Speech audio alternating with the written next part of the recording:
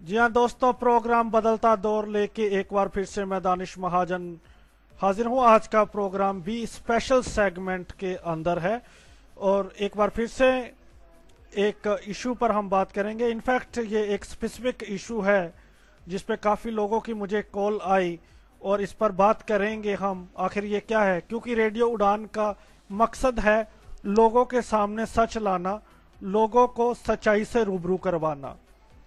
बाकी आप सभी ने सुनकर ये तय करना है कहाँ तक इस शो के अंदर सच्चाई आई है, कहाँ तक आप मुतमईन हैं। आज जो हम बात कर रहे हैं national Association for the blind की कर्नाटका ब्रांच, जिसमें लगभग पिछले साल से प्रॉब्लम चल रही है। आखिर वो प्रॉब्लम है क्या, क्या समस्याएं हैं, तो इस पर हमारे साथ सीधा बात करेंगे national Association for the blind के जनरल सेक्रेटरी मिस्टर रामकृष्ण जी। नमस्कार जी सर, आपका बहुत बहुत स्वागत है। नमस्कार जी। और सबसे पहले मैं आपको बधाई देता हूं कि आपने निर्भीक होकर निडरता से हमारा प्रपोजल एक्सेप्ट किया और आप लिसनर के सामने आए इस टॉपिक पर बात करने के लिए। उसके लिए मैं आपका बहुत बहुत शुक्रिया अदा करता हूं। सर, अब हम स्पेसिफिकली शुरू करते हैं इस प्रोग्राम को और कुछ तीखे सवाल होंगे। उम्मीद करता हूं कि आप सच बोलेंगे और लोगों को बिल्कुल सच्चाई लोगों के सामने लाएंगे। सच बोलूंगा मैं जी। मैं सबसे पहले जानना चाहूंगा, आखिर ये मसला है क्या? एक साल से चल रहा है, हाई कोर्ट में भी केस चल रहा है, क्या ये समस्या है क्या? देखिए, ऐसा है जी, National Association for the Blind India की, जहाँ की मैं जनरल सेक्रेटरी हूँ, हमारे यहाँ 24 स्टेट ब्रांच राज्य शाखाएं हमारे पास है जी।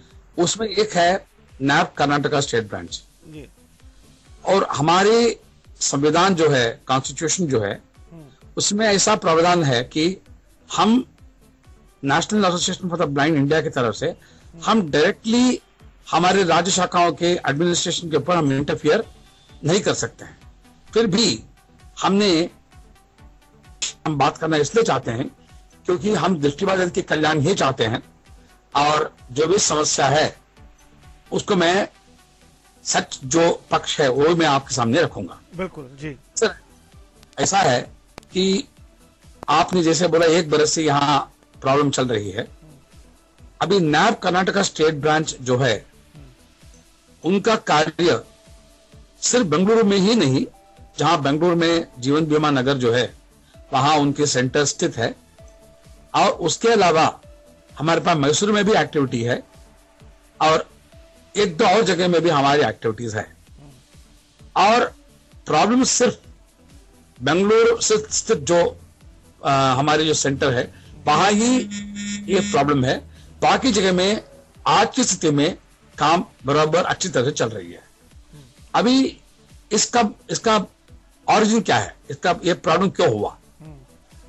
अभी हमारे जो वहां के जो प्रेसिडेंट साहब हैं, जो आलोक क्षीरसागर करके उनका नाम है, सदन का नाम है, उन्होंने एक पॉलिसी डिसीजन लिया कि जो भी पेमेंट हम करेंगे हम चेक के जरिए ही पेमेंट करेंगे।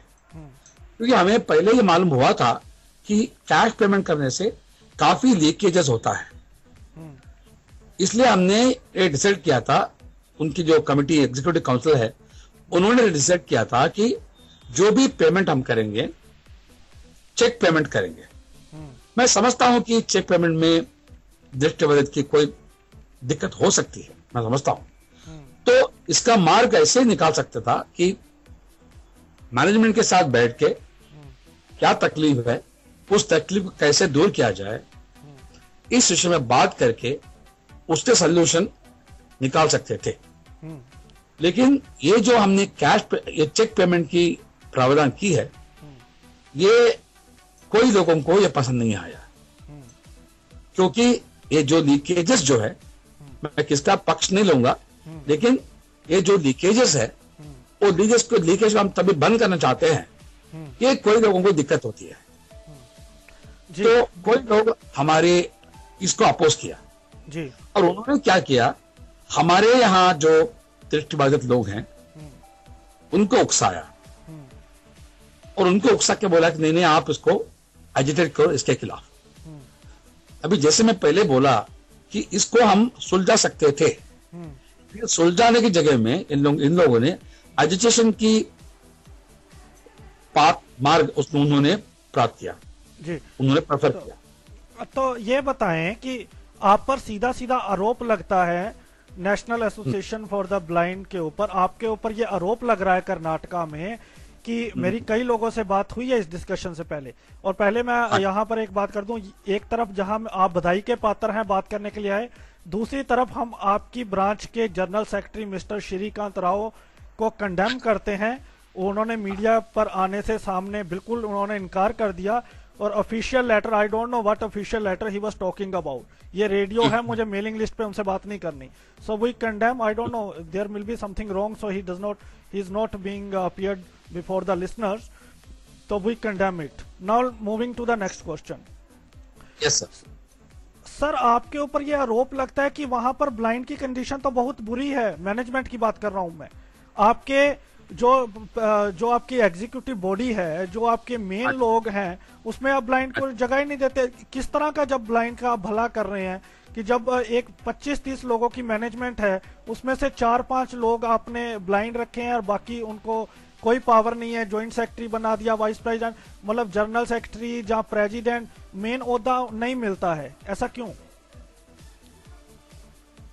देख ये जो आपने एग्जीक्यूटिव काउंसिल की बात की है, जहां ज्यादातर लोग साइटेड हैं और ब्लाइंड के रिप्रेजेंटेटिव काफी कम है, मैं इसमें यही कहूंगा कि ये जो बॉडी है, ये इलेक्टेड बॉडी है, इसमें मुझे नहीं लग रहा है कभी भी हमने किसी दृष्टिबाधित को हमने रोका कि तुम कंटेस्ट मत करो। सॉरी सर, आप पर आरोप लग रहा है, बिल्कुल रोका है, सारे एक तरफ हो जाते हैं, थ्रेटन किया जाता है और वो वाली पोस्ट सिर्फ दे दी जाती है ब्लाइंड को जिसमें उसके हाथ में कोई पावर नहीं होती। जी नहीं है जहां तक मैं समझता हूं। अभी इसके पहले मैं आपको एक बात स्पष्ट करना चाहता हूं कि जैसे मैं पहले ही बोला, नैब इंडिया की तरफ से हम हमारे स्टेट ब्रांचेस के अफेयर्स में दखल अंदाजी ज्यादा नहीं दे सकते हैं। हमारे कॉन्स्टिट्यूशन जो सेक्शन 12 है सिर्फ इतना ही प्रोवाइड करता है, अगर स्टेट ब्रांच कुछ गलत काम कर रहे हैं, फाइनेंशियली गलत काम कर रहे हैं, उसमें हम इंटरफेयर कर सकते हैं। उसको छोड़ के हमें ये पावर नहीं है हमारे कॉन्स्टिट्यूशन में कि हम डायरेक्टली स्टेट बैंक के अफेयर्स में इंटरफेयर करें। फिर भी हमने ये सोचा कि ये जो कर्नाटक की बात आप कर रहे हैं, क्योंकि आरोप जो है, आरोप तो नायब कर्नाटक स्टेट बैंक के ऊपर लगता है, मैं मानता हूं, लेकिन नायब इंडिया की तरफ से आप आरोप नहीं लगा सकते हैं, क्योंकि हमारे स्थिति ही यही है, हम इतने ज्यादा इंटरफेयर नहीं कर सकते हैं। नहीं, लेकिन सर देखिए एक बात यहाँ पे मैं स्ट्रेट क्वेश्चन पूछ रहा हूँ। मेरा सवाल आपसे ये है कि कॉन्स्टिट्यूशन, ठीक है आपने कहा, I agree, I completely agree with you. Now my question is, जब हमारा इंडिया का जो कॉन्स्टिट्यूशन है उसमें अमेंडमेंट्स की जा सकती हैं, जब हम आप बात कर रहे हैं national Association for the blind, जिसमें फॉर द ब्लाइंड कि आप ब्लाइंड लोगों के भलाई के लिए काम करते हैं, नेत्रहीन लोगों के, तो जब नेत्रहीन लोगों का ये किस तरह की भलाई हुई सर कि आप लोग स्टेट में कुछ चल रहा है, आपका कॉन्स्टिट्यूशन कहता है कि आप इंटरफेयर नहीं कर सकते, मैनेजमेंट में ऊपर के जो पद हैं, ये तो अंग्रेजों वाला रूल है कि अंग्रेज जब इंडिया में थे तो बाकी जो हिंदुस्तानी लोग थे उनको पीएन बना दिया और बाकी सारी जो हाई पोस्टें हैं वो अंग्रेजों ने ले ली। ये तो शोषण नहीं कर रहे? आपको लगता नहीं कि कुछ करना चाहिए इस विषय में? इसके बारे में बिल्कुल करना चाहिए, मैं बिल्कुल आपसे सहमत हूं, लेकिन कॉन्स्टिट्यूशन को अभी आप ये भी बोलेंगे, हिंदुस्तान में अगर कॉन्स्टिट्यूशन अमेंडमेंट करना है, आप भी जानते होंगे कि कितनी मुश्किल की काम है। आपको लोकसभा में जाना पड़ेगा, 2/3 मेजोरिटी आपको लेना पड़ेगा और स्टेट्स भी उसको एग्री करना पड़ेगा। कॉन्स्टिट्यूशन को, संविधान को अमेंड करना, स्टेप ले रहे हैं, कोई स्टेप उठा रहे हैं, आपने सोचा कुछ करने का इस पे? नहीं, हम बिल्कुल सोचे हैं, हमारे तरफ से हम बिल्कुल सोचे हैं, क्योंकि हम समझते हैं कि जहां तक संभव हो, देखिए मेरा मानना क्या है, अभी एज ए जनरल सेक्रेटरी नायब इंडिया मेरा मानना क्या है, दो बात। पहली बात मैं ये मानता हूं कि दृष्टिबाधित को रिप्रेजेंटेशन ज्यादा executive council decision making body जो है उसमें ज्यादा उनको रिप्रेजेंटेशन देना चाहिए। अभी हमारे नायब इंडिया की तरफ से आप देखिए, हमारे 30 लोग 30 लोग हमारे यहाँ इलेक्ट होते हैं, उसमें कम से कम आज की स्थिति में 14-15 लोग दृष्टिबाधित हैं। तो हम जो बात कहते हैं, see it you should only preach what you practice. Exactly ये बात हम जो कहते हैं हम करते हैं, एक बात। दूसरी बात, हम ये भी समझते हैं कि हमारे हिंदुस्तान इतनी बड़ी देश है और हम तो नेशनल लेवल इंस्टीट्यूशन, आप जानते होंगे, National Federation of the Blind, All India Confederation of Blind और National Association for the Blind, ये तीनों इंस्टीट्यूशन जो है वर्ल्ड ब्लाइंड यूनियन की सदस्य हैं। तो इसके जरिए हम नेशनल लेवल ऑर्गेनाइजेशन है, इसलिए हम ये चाहते हैं कि हमारी जो मेंबरशिप है सब इलाके से, सब राज्य से हो। ये दोनों काम हम हमारी तरफ से तो करते ही हैं, लेकिन हमारी जो स्टेट ब्रांचेस है, actually I should tell you, ये स्टेट ब्रांचेस जो है they are registered under their different state statutes. अभी नैब कर्नाटका आप लीजिए, नैब कर्नाटका ब्रांच जो है वहां की जो रजिस्ट्रेशन एक्ट जो है उससे वो रजिस्टर्ड है। ऐसी बात नहीं कि हम अभी एक रजिस्टर्ड बॉडी होने से हम उसके अंदर ज्यादा इंटरफेयर नहीं कर सकते हैं। नहीं सर, एग्रीड। एक दो सवाल है सिंपल से। एक, ठीक है, आप मेरी बात से एग्री कर रहे हैं, मुझे खुशी है कि आप सच बोल रहे हैं ना। मेरे दो सवाल ये है, एक तरफ national Association for the blind, national Federation of the Blind, All India Confederation of the Blind, ये जो तमाम एनजीओज हैं नेत्रहीनों की रिप्रेजेंटेशन की मांग करती है, पॉलिटिकल गवर्नमेंट से मांग करती है, we need political representation, right, है ना? तो आप इस मुहिम में बिल्कुल उनके साथ हैं, राइट? लेकिन जब हमारे जो दृष्टिहीन साथी हैं उनको अपनी एनजीओज में ही, जो बड़े लेवल की एनजीओ, उसी में ही रिप्रेजेंटेशन नहीं मिल रही, तो how can we set up example before the government? Sir, अभी आप मेरे से जनरल सेक्रेटरी करके बात कर रहे हैं, आपको शायद ये मालूम होगा मैं खुद दृष्टिबाधित हूँ। एग्जैक्टली, आई नो, बट अभी लेकिन क्या आप कहना चाहते हैं कि national Association for the Blind Karnataka different act है, तो आपका उससे कोई लेना नहीं है? वो आपके परिवार का हिस्सा नहीं है? उनसे हम लेना ना, हम ये नहीं कहते हम लेना नहीं है। मैं आपको इसलिए यही कहता हूं कि they are registered, the body is registered under the state. I agree, लेकिन क्या आप तब बर्दाश्त करते रहेंगे? कुछ भी गलत चलता रहेगा तो आप नेशनल एसोसिएशन का टैग उसके साथ लगाते फिरेंगे? बिल्कुल, ये तो आपने अच्छी बात पूछी है। देखिए, ये जो बात है, National Association for the Blind Karnataka branch कम से कम 30 बरस से काम कर रहे हैं। एग्जैक्टली। और National Association for the Blind India 50-60 बरस से काम कर रहे हैं। तो हमने इसके पहले हमने यही सोचा था कि दृष्टिबाधित की सेवा हर क्षेत्र में हो, इसलिए हमने, हमारे बुजुर्गों ने इसको स्टेट ब्रांचेस क्रिएट किया था। तो मैं अभी समझता हूं, अभी दिक्कतें आ रही है, अभी इश्यूज रेज हो रही है, इसके बारे में हमें कॉन्स्टिट्यूशनल अमेंडमेंट करना ही पड़ेगा। मैं बिल्कुल आपसे सहमत हूं, लेकिन कॉन्स्टिट्यूशनल, मैं आपको बताऊं, आपके नैब मुंबई में अच्छा काम चल रहा है, दिल्ली में अच्छा चल रहा है, तो ठीक, जहां अच्छा काम चल रहा है हम आपको बधाई देते हैं। और हमारा कोई भी मकसद ऐसा नहीं है किसी को किसी तरह से कंडेम करना, हमारा सिर्फ ये मकसद है चीजें सही हो, हमारे जहां भी हमारे दृष्टि भाई बहन हैं उनको रिप्रेजेंटेशन मिले, उनको मौका मिले, ताकि हम गवर्नमेंट से भी डिमांड तब कर सकते हैं जब हमारे अपने ही एनजीओज में हमारा शोषण ना हो रहा हो। ओके, मैं I am moving to the next question. आप जो कह रहे हैं वाजिब है, मैं मानता हूं, लेकिन अभी नैब करने, एक बात मैं कहना चाहूंगा। देखिए, एजिटेशन करने में क्या होता है, दिक्कत क्या होती है कि गेट को बंद कर देना, लोगों को अंदर आने मत देना और एक्टिविटीज को क्लोज डाउन कर देना, ऐसी जो बात कानून के अपने हाथ में तभी आप लेते हैं ना, इसमें बहुत मुश्किल हो सकता है। अच्छा, ये बताएं कि एक खबर मुझे किसी ने, ब्लाइंड लोगों ने वहीं के बताया था कि जब ये मसला हुआ था, जब ये प्रॉब्लम हुई थी, तो ब्लाइंड लोगों को मारा गया, उनको गेट के बाहर फेंक दिया गया और ये वारदात हुई। क्या आप इससे मानते हैं ऐसा हुआ कुछ? नहीं, ये मेरे ख्याल से जहां तक मेरा जान का, ऐसा ब्लाइंड लोगों को कभी मार के ऐसा बाहर फेंकने की तो कभी भी नहीं हो। क्योंकि मैं आपको बोलता हूं, हमारे जो प्रेसिडेंट साहब हैं, जो क्षीरसागर जी जो हैं, he is a grandson of the founder members of NAB Karnataka state branch. I know, वो ऐसा कभी भी नहीं करेंगे। एग्जैक्टली। नो, तो अच्छा, जो आपके प्रेसिडेंट साहब हैं, ठीक है, तो अभी उस पर क्वेश्चन मैं लेता हूं। और आपको मेरा पहला क्वेश्चन है जिसका आप पहले आंसर दे चुके हैं, लेकिन मैं फिर से एक बार लिसनर्स के लिए बताना चाहूंगा। ए की नेशनल एसोसिएशन, जैसे आपने कहा कि आपके सेक्शन 16 आपने कहा सेक्शन 12। सेक्शन 12 में ज्यादा आप इंटरफेयर नहीं कर सकते। तो ये पूरा मसला हुआ, आप मुंबई से एक भी बंदा वहां नहीं पहुंचा। क्यों? नंबर दूसरा, जो आपने अभी बताया, जो फाउंडर मेंबर हैं, आई थिंक ये विजय मर्चेंट जी, नहीं सॉरी, ये लेडी थे जो कर्नाटक में थे, राव एंड आत्माराम राव जी, एग्जैक्टली।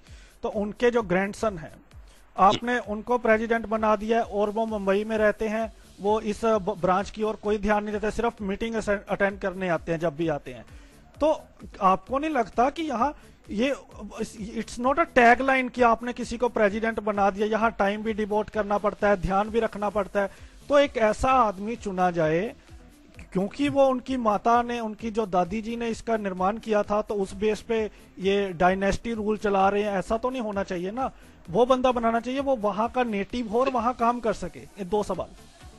ये बात मैं मानता हूं, लेकिन आलोक क्षीरसागर जो है, वो मैं ये नहीं मानता हूं कि वो कर्नाटका ब्रांच में ध्यान नहीं देते हैं। जितना ध्यान वो देते हैं, काफी ध्यान देते हैं। सिर्फ वो मुंबई में रहते हैं इसका मतलब ये थोड़ी है। अच्छा, दूसरी बात, हमने उसको प्रेसिडेंट वहां नहीं बनाया। उनकी जो इलेक्शन वहां हुई है, उनकी जो स्टेट ब्रांच की इलेक्शन हुई है, वो ही इलेक्शन में उनको प्रेसिडेंट चुना गया था। हम उसमें इंटरफेयर नहीं करते हैं। तो इसलिए ये बात मैं पहला कहना चाहूंगा कि हम किसी को प्रेसिडेंट स्टेट बैंक का हम मतलब बनाते नहीं है। उनकी जो संविधान है, उनकी जो इलेक्शन प्रोसेस है, उनकी जो डेमोक्रेसी है, उसके मुताबिक वो लोग वहां इलेक्ट होते हैं। ये पहली बात। अच्छा, आपने पहला एक सवाल पूछा था, वो यू रिमेंबर जी? आप सवाल पूछे थे ये कि आप एक बार भी नहीं गए वहां पर, इस पूरे मसले पर मुंबई से कोई नहीं गया जी। अच्छा, ये जो बात ऐसा है सर कि जो बात कोर्ट में सबजुडिस है, जो बात कोर्ट में है, आप समझ जरूर समझेंगे कि उस बात में हम दखल अंदाजी बिल्कुल नहीं दे सकते। मैं कोर्ट की बात नहीं कर रहा, आप इसको उलझा रहे हैं, मैं थोड़ा सा सिंपल कर देता हूं। लेकिन क्या आपका फर्ज नहीं बनता था कि वहां पर जो नेत्रहीन जो लोगों ने एजिटेशन किया है, जो नेत्रहीन लोगों की डिमांड है, तो सबजुडियस तो क्या उनसे बात नहीं की जा सकती थी? तो और ऐसा हमने ऑफर भी किया था, हमने बात करने का ऑफर भी। मुंबई से किसी ने कोई बात नहीं करने का कुछ किया? अब ये आप झूठ बोल रहे हैं। मुंबई से एक बार भी कोई बंदा, इतना बड़ा मैटर हो गया, एक भी बंदे ने बेंगलोर विजिट नहीं किया। आप बोलिए किया? मेरी बात सुनिए, इसमें झूठ बोलने कोई सवाल ही नहीं है। तब हमने हमारे तरफ से इंटरवीन करने की पेशकश की जरूर हमारे तरफ से, लेकिन नैब कर्नाटक वाले ने यही हमें बोला कि यहाँ मैटर सब जुडिस है सर, इसलिए आप अभी इस कंडीशन में आप इंटरफेयर नहीं कर सकते हैं। हमने हमारे तरफ से इंटरवीन करने की कोशिश जरूर की सर। तो ये गलत है कि हमें झूठ बोलने की कोई जरूरी नहीं है। हम जो है वो सब फोन, आपने मतलब फोन पे बात हो गई, वहां आप ये मानते हैं आप गए नहीं वहां पे, राइट? अच्छा सुनिए, recently on March 16th I think so, there was a management committee meeting NAB India में। उसमें आलोक क्षीरसागर जो प्रेसिडेंट है उनको बुलाया गया था। उनकी तरफ से क्लैरिफिकेशन मांगी गई थी। तो उन्होंने यही बोला कि जो मैटर सब जुडिस है, इसलिए मैंने सही ये कहा कि नैब इंडिया इस मौके में इस कंडीशन में इंटरवीन नहीं कर सकते। नहीं, मैं इस बार की नहीं बात कर रहा, मैं तो शुरू की बात कर रहा हूँ, पिछले साल से बात कर रहा हूँ अभी तक की। सुन ये ब्लाइंड लोग जो हैं मेरे से भी बात किए थे, definitely even spoken to me directly. लेकिन इसमें एक बात है सर, हमारे सिक्योरिटी के बारे में कौन सोचेगा? एग्जैक्टली। हाँ, तो फिर भी हमने फिक्र नहीं किया, हमें कोई सिक्योरिटी कोई ये नहीं है, हम फिर भी जा सकते हैं। तो दृष्टिकोण के जहां सोचना होती है हम जरूर वहां जाएंगे in spite of security consideration. फिर भी हमने ब्रांच को, स्टेट ब्रांच को ये बोला था हम लोग इसमें दखल देंगे, हम लोग जरूर आएंगे। तो that is the time this matter has been sub judice nearly past 1 year. अच्छा, ये बताएं कि जो ये मैटर चल रहा है, तो अभी भी जो आपने बताया कि बाकी जगह पे काम हो रहा है, और आपके ही मेंबर्स से हमें पता चला है, सूत्रों के हवाले से हमारे पता चला है, आज भी वहां पर जो मैनेजमेंट है डिवाइडेड है। ठीक है, तो मेरा क्वेश्चन ये है, आखिर आपको क्या लगता है कि क्या ये मतभेद हैं? और दूसरा सवाल मेरा ये है, क्या जब इतना कुछ है तो नैब आखिर क्यों बना रहना चाहता है इनके साथ, आखिर किस काम के लिए, मुझे ये बताएं। क्यों आप अपना अच्छा। टैगलाइन लगा के रखे हैं उनके साथ जब मतभेद चल रहे हैं? आपका तो बाकी जगह पे बहुत अच्छा काम चल रहा है, जहां जहां चल रहा है, तो आप क्यों टैगलाइन देना चाहते हैं इन लोगों को जब डिवाइडेड है? आप लोगों का क्या स्वार्थ है वहां पे? नहीं, पहली बात आपने ये मुझे पूछा कि इश्यू क्या है। मैं जैसे पहले बोला, शुरू तो वो कैश चेक पेमेंट से ही हुआ। हाँ, वो तो उसके बाद तो लोगों ने गेट बंद कर दिया, एक्टिविटीज को बंद कर दिया। और जहां भी मैनेजमेंट ने डिस्कशन करने के प्रपोजल्स की, सरकार के सामने भी, स्टेट गवर्नमेंट के सामने भी, तभी हमने डिस्कशन करने की पेश की। Instead of discussing the matter, they were only raising slogans. मैं किसी व्यक्ति नहीं बोल रहा। They were raising the slogan and they were up. They were not better. No, that's a wrong information. That's wrong information. That is completely wrong. Okay. ये information आपका बिल्कुल गलत है। Okay. So maybe. अच्छा, जी। ये बात आपने पूछी कि हमने आप टैगलाइन क्यों देते हैं उनको? अभी बाकी जगह में तभी आपका काम अच्छा कर रहा है, तो इसमें आप इंटरफेयर क्यों नहीं करते हैं? सर, मैं आपको यही बोल रहा हूं, हमारे कॉन्स्टिट्यूशन की तरफ से हम इंटरफियर नहीं कर सकते हैं। एक लेवल के हम इनको सिर्फ बोल सकते हैं भाई आप लेकिन अपने रजिस्ट्रेशन तो रद्द करवा सकते हैं जब they are defaming blind community. तो I am telling you legally I can not cancel the registration. ये देखो, तो कानून का मामला चाहे वहां पर वो किसी का मर्डर कर दे, चाहे डकैतियां करे, सो नैब इंडिया, आप कह रहे हैं कि नैब इंडिया कैन नॉट, चाहे कुछ भी हो जाए, चाहे वो किसी का मर्डर करे, चाहे डकैती करें, चाहे सेक्सुअल असोल्ट हो, you cannot take action. I mean, what sort of this ridiculous law in the constitution? जब आप एक बंदे को एफिलिएशन दे रहे हैं, I don't know, when you are giving affiliation to one state body and you don't have, you are the father, you are giving the registration to the state branch and then you don't have any right. I mean, what sort of this law you have, what sort of section 12 you have put in? आपको मैं यही बोल रहा हूं, आज की constitution की स्थिति यही है। मैं क्या कर सकता हूं? कॉन्स्टिट्यूशन को हम अमेंड कर सकते हैं जी, अमेंड करें। अब आप जनरल सेक्रेटरी हैं, आप हमारी मेंबर हैं, हमारे परिवार का हिस्सा हैं, आप आवाज उठाएं। नहीं, बिल्कुल करेंगे। अभी नैब की सितंबर में इसके 2015 में इलेक्शन होगा, उसके बाद हम जरूर कॉन्स्टिट्यूशन अमेंडमेंट जरूर करेंगे ही करेंगे जी। ये मैं बिल्कुल आपको एग्री। देखिए, दृष्टिबाद को सोचना में नहीं होगा मुझे नहीं पता, लेकिन आज आप वादा करें लिसनर्स के साथ कि आप इस पर जरूर अपनी बात उठाएंगे।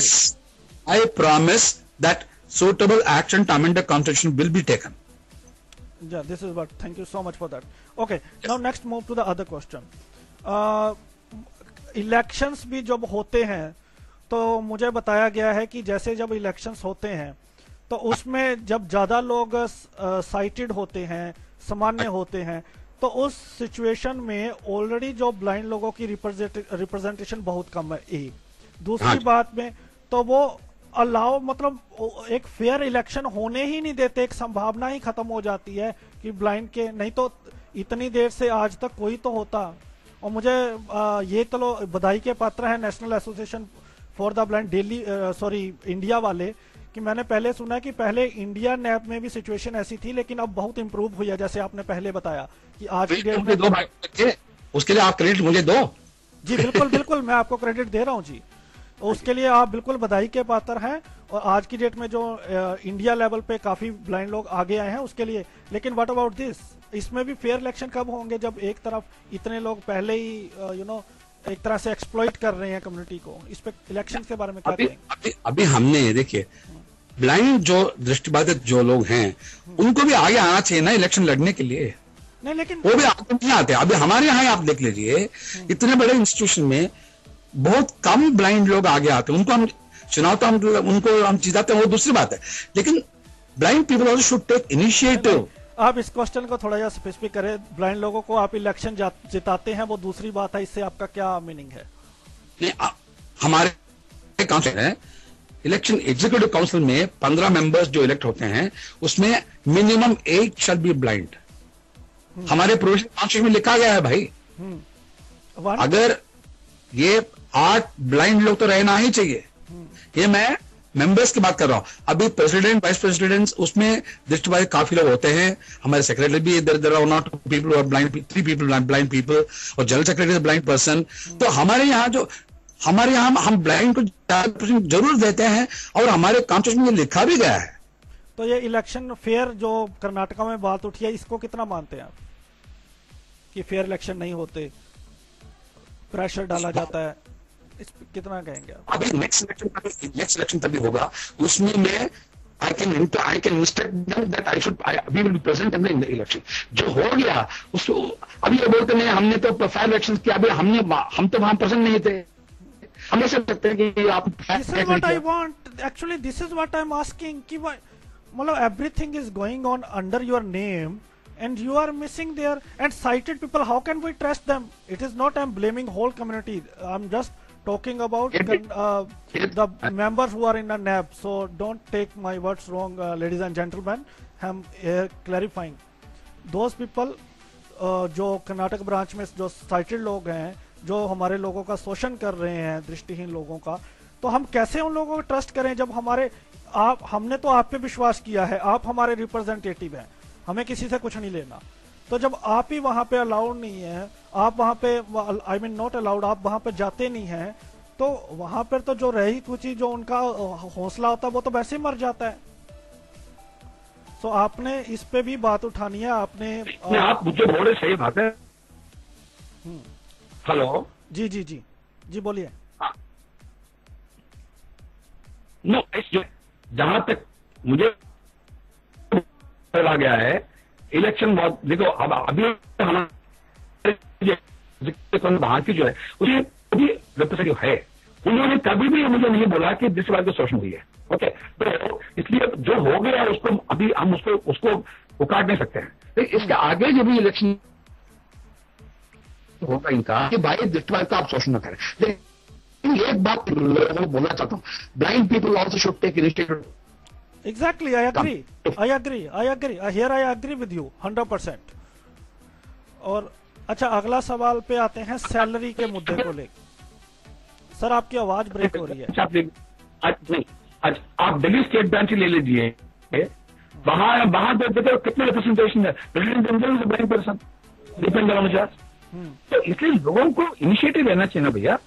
बिल्कुल, here I agree with you. Now my next question about salary. I heard कि वहां पर कई लोगों को 2-2 सैलरीज मिलती हैं, गवर्नमेंट से भी मिलती है, एनजीओ नैब से भी मिलती है, और जो सिलेक्टिव लोग हैं, कुछ जो 6-7 लोग हैं पहले के, उनकी सैलरी बहुत ज्यादा है, और जो बाकी लोग हैं इंक्लूडिंग ब्लाइंड पीपल, उनकी सैलरी बहुत कम है। ये 2-2 सैलरी वाला क्या मुद्दा है, आप समझाएंगे थोड़ा लिसनर्स को? इस आगे से कोई कंप्लेंट है तो ये complaint this should be written, writing में होना चाहिए ना भाई। आज तक मेरे पास इसके बारे में कभी भी राइटिंग में रिप्रेजेंटेशन नहीं आया। ये 2 सैलरी कर और कोई लोग अभी का आप एक लीजिए, आज की स्थिति में 50-60 हजार के नीचे आपको कोई भी सीओ नहीं मिलेगा। ये मामला है। मैं ये रिक्वेस्ट करूंगा कि आज तक मेरे पास एक भी रेटिंग में कंप्लेंट नहीं आया है। मैं देशवासियों को ये रिक्वेस्ट करूंगा, अगर आपको शोषण हो रहा है आप उसको लिखित हमारे पास भेजिए, उसके ऊपर हम एक्शन जरूर ले सकते हैं।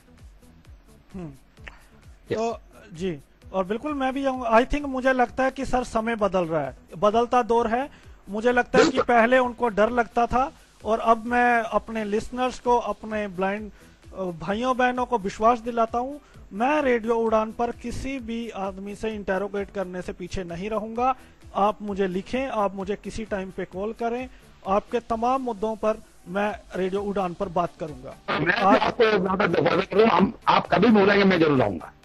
जी बिल्कुल, वो तो उसके लिए तो मैं सर आपको पहले ही मुबारकबाद दे चुका हूँ कि आपने, हमें ये प्रॉब्लम को सॉल्व करना है ना जी। हमें साथ में बैठ के प्रॉब्लम को सॉल्व करना, हमें इसको आगे नहीं बढ़ाना है। दृष्टिबाधित लोगों को भी मैं यही रिक्वेस्ट करूंगा, आप भी तो आप समझो कि साथ में बैठ के बात को निपटाओ। एग्जैक्टली। तो अब जो मेरा एक क्वेश्चन रह गया था, एक क्वेश्चन आपने उसमें खत्म कर दिया था, ये जो चेक का इशू था या कैश का इशू था, वो बिल्कुल मैं मानता हूं कि अगर चेक भी दिया जाता है तो उसमें कोई बुराई नहीं है। आजकल ब्लाइंड को तमाम फैसिलिटीज हैं, तो वो चेक भी यूज कर सकते हैं, और चेक तो लगवाना ही होता है, बैंक में जाके तो सब कुछ हो जाता है, ये कोई इतना बड़ा इशू नहीं था। उसके बावजूद भी सर आरोप है कि आपकी जो बेंगलोर में है बहुत ज्यादा डिवाइडेड है लोग, बहुत ज्यादा मतभेद हैं, उसके क्या रीजन है, आखिर क्यों? आपको नहीं लगता जितने साइटेड लोग हैं वो कहीं ना कहीं जो मेंटेलिटी है ब्लाइंड लोगों की उनको समझ नहीं पा रहे हैं? आपको नहीं लगता मतभेद वहां पे मतभेद है, वहां पे दोनों का कोई समन्वय बन नहीं रहा? आपको नहीं लगता ये सबसे बड़ी प्रॉब्लम आ रही है? सही बात है। मैं ये पूछ रहा हूं, उनको आप एडिट क्यों करते हैं फिर?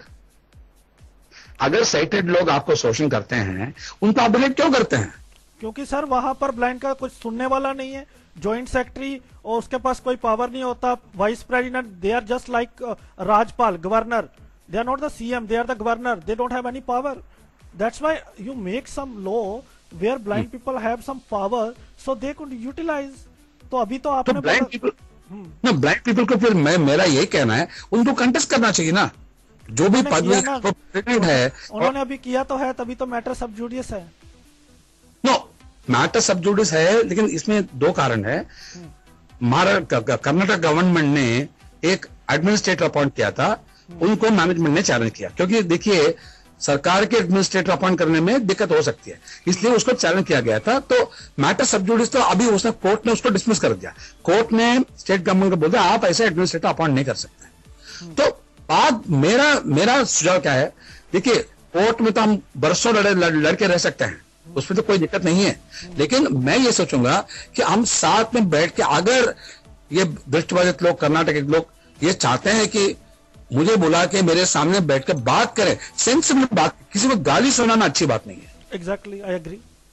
तो अगर आप सीधी तरह से अच्छी तरह से बात करेंगे, जो आपके इश्यूज है उसको हम हाईलाइट करेंगे, जो इश्यू डिसाइड हो गए उसको वापस उसको उठाएंगे नहीं, तो ऐसे जो इश्यूज जो होता है उसको अगर आप सेटलमेंट करना चाहते हैं, मेरे ख्याल से management also should be prepared, I presume, and we will certainly try to cooperate. और मैं यहाँ पे ये कहना चाहता हूँ कि मैं आपने पहले ही प्रॉमिस कर दिया है, ये जो लॉ है ये बहुत घातक है। जब हम नेशनल चीज चलाते हैं तो हमारी पूरी मॉनिटरिंग होनी चाहिए तमाम स्टेट बॉडीज पर, हम उनके लिए भी उत्तरदायी हमें होना चाहिए। और sir I strongly believe it is not the time to work under any community, now it is the work we have to put people under our under our barrier. और हम किसी के अंडर काम नहीं करना चाहते। आज की डेट में ब्लाइंड बहुत आगे बढ़ गए हैं, आप इसको अमेंड करें ताकि अगर ये पर्टिकुलर टास्क ब्लाइंड के लिए है जिसमें ब्लाइंड ही खुश नहीं है तो वो कहाँ का काम ब्लाइंड के लिए? तो उम्मीद मैं मानता हूं कॉन्स्टिट्यूशन अमेंडमेंट होना ही चाहिए, मैं बिल्कुल आपसे सहमत हूं। क्योंकि हो सकता है कि जिस समय ये बहुत पुरानी नैब बनी है, 1950 की बनी हुई है, तो उस टाइम का कुछ सोच अलग थी, उस टाइम के जो लॉ अलग थे, तो बहुत परिवर्तन आया है। बहुत परिवर्तन, उस टाइम पे ब्लाइंड बहुत कम होते थे, 1950 में तो गिनती के होते होंगे, बहुत ही पिछड़े वर्ग के जो नेत्रहीन। 2002 में एक हमने अमेंडमेंट किया भी था। हम देखिए सुनिए, अभी भी हम अमेंडमेंट करने के लिए हम नोट्स में प्रिपेयर कर लिए थे, हमारा ही मेंबर ने उसको रोक दिया।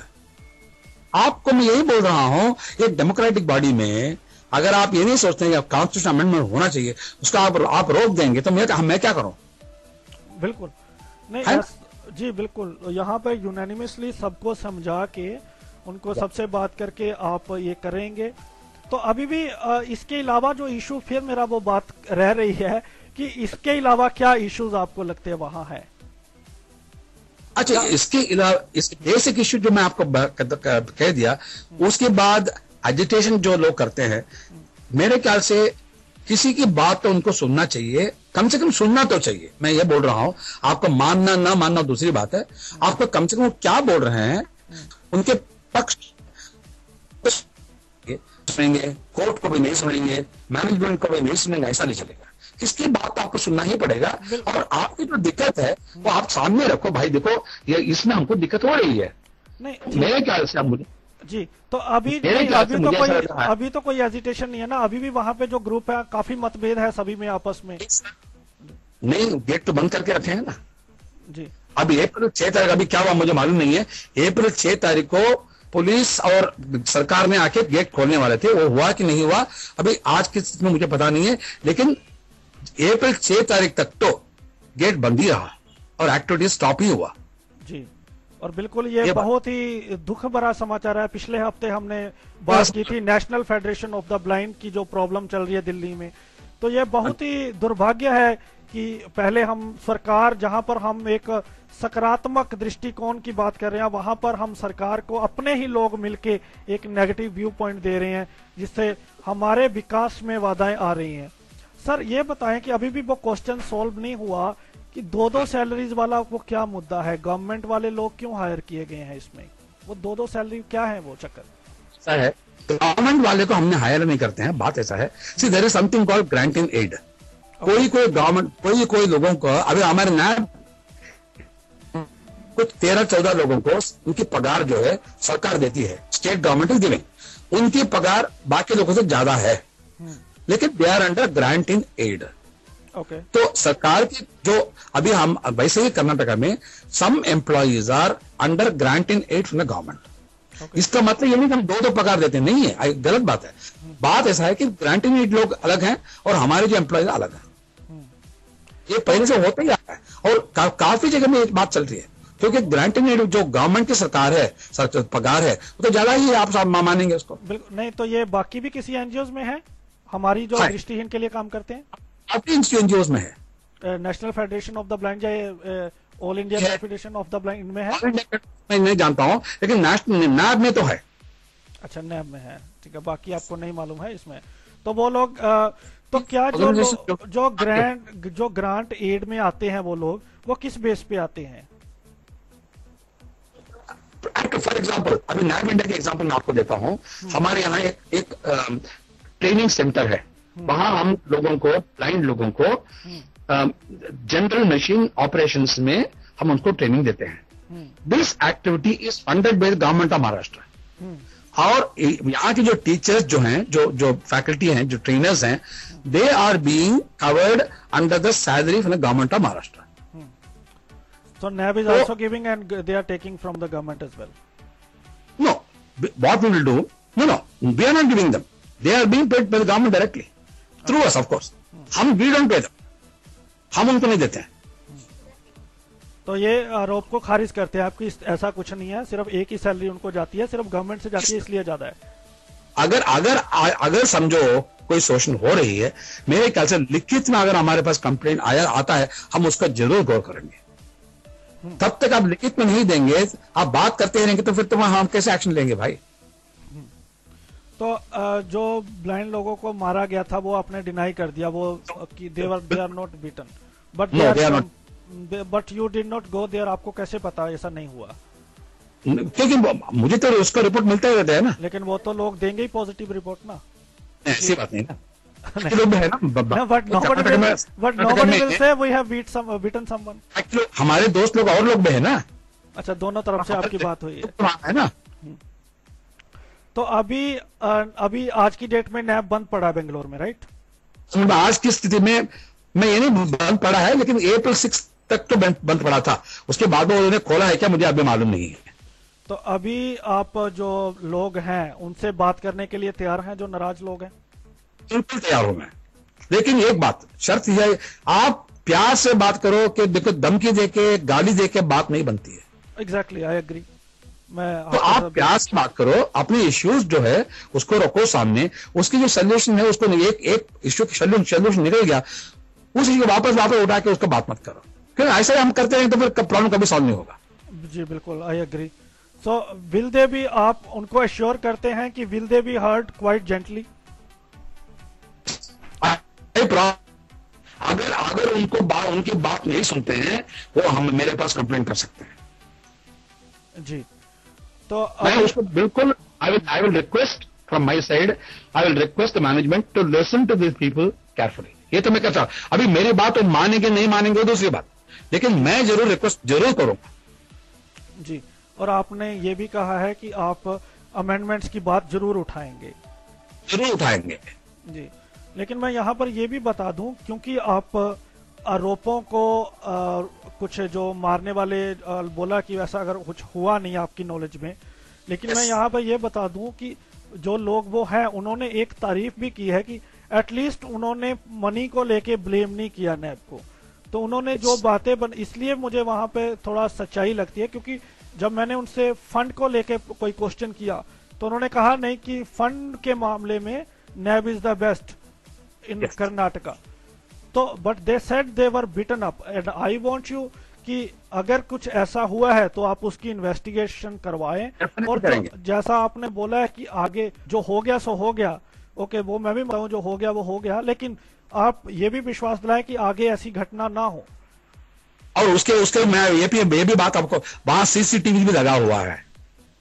लेकिन वो Since तो August- but they were thrown out and they were beaten up outside. तो ये बात मेरे जानकारी में ऐसी बात नहीं हुई है। अगर हुआ है तो उसको मैं जरूर पूछूंगा कि मैं उनको बोलूंगा कि ऐसा आपको करने कोई हक नहीं है, आप ये काम नहीं कर सकते हैं। जी तो सर डेफिनेटली जी, तो आज जो तमाम बातें थी तो हमारे साथ रामकृष्ण सर ने बड़ी बेबाकी के साथ अपना पक्ष रखा और जो बातें उनको गलत लगी उन्होंने माना भी है। तो उन्होंने आज लिसनर्स के सामने वादे भी किए हैं और हम भी इनसे यही कामना करेंगे कि ऐसा कोई भी लो ना हो, सोच समझकर एफिलिएशन दी जाए और उस पर पूरी निगरानी होनी चाहिए। अगर कोई संस्था ब्लाइंड के लिए काम कर रही है, अगर हम गवर्नमेंट से मांग करते हैं कि हमें जुडिशरी में रिप्रेजेंटेशन चाहिए, हमें पॉलिटिक्स में रिप्रेजेंटेशन चाहिए, हमें ब्यूरोक्रेसी में रिप्रेजेंटेशन चाहिए, लेकिन अफसोस अगर हमारी संस्थाओं में हमें रिप्रेजेंटेशन नहीं मिल रहा तो मुझे नहीं लगता आने वाले दशकों में गवर्नमेंट हमें रिप्रेजेंटेशन देगी। सर आज आप आए, आपने बेबाकी से बात की, आपका बहुत बहुत शुक्रिया। उम्मीद करता हूं भविष्य में आप बने रहेंगे हमारे साथ। बिल्कुल। और मैं आपको विश्वास दिलाता हूं नैब इंडिया का अगर कोई भी प्रोजेक्ट है जिसमें रेडियो उड़ान चाहते हैं आप कि हम आपकी इंफॉर्मेशन लोगों तक पहुंचाएं तो हम हमेशा आपके साथ रहेंगे। शुक्रिया, धन्यवाद। बहुत अच्छी बात, धन्यवाद धन्यवाद जी।